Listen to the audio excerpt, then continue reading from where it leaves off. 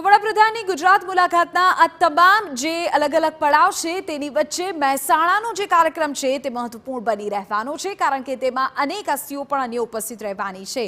તરબ વાડીનાથ જે ત્યાં જે કાર્યક્રમ છે ધામમાં, ત્યાં વડાપ્રધાન ઉપસ્થિત રહેવાના છે અને પ્રાણ પ્રતિષ્ઠા તેમના હસ્તે થવાની છે। આરોગ્ય પ્રધાન ઋષિકેશ પટેલ, મહેસાણાના કલેક્ટર, એસપી તેમજ વિવિધ ખાતાના કર્મચારીઓ સાથે સમીક્ષા બેઠક પણ થઈ। 22મી ફેબ્રુઆરીના કાર્યક્રમ માટે વિશેષ 27 કમિટીઓ અત્યારે બની ચૂકી છે। આ ઉપરાંત 400 સરકારી બસ અને 100 ખાનગી બસની પણ વ્યવસ્થા કરાઈ છે।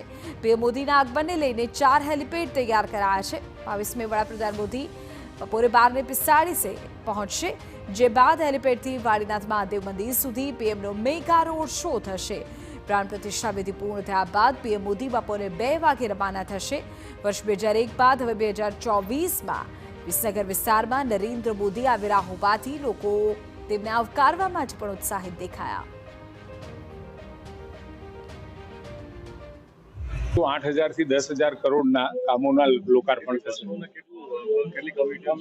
અહીંયા આગળ તો બસોની વ્યવસ્થાનો વિષય જ નથી, કારણ કે સ્વયંભૂ લોકો અહીંયા આવવાના છે અને સ્વયંભૂ લોકો જ્યારે આવવાના હોય અને પ્રધાનમંત્રી મોદી સાહેબ એ જ દિવસે 22મી તારીખે આવવાના હોય, એટલે સ્વાભાવિક તમામ લોકો એમને સાંભળવા માટેની જે વ્યવસ્થા આપણે કરી છે, સ્ટેજ વગેરે, આખું ભરચક રહેવાનું છે।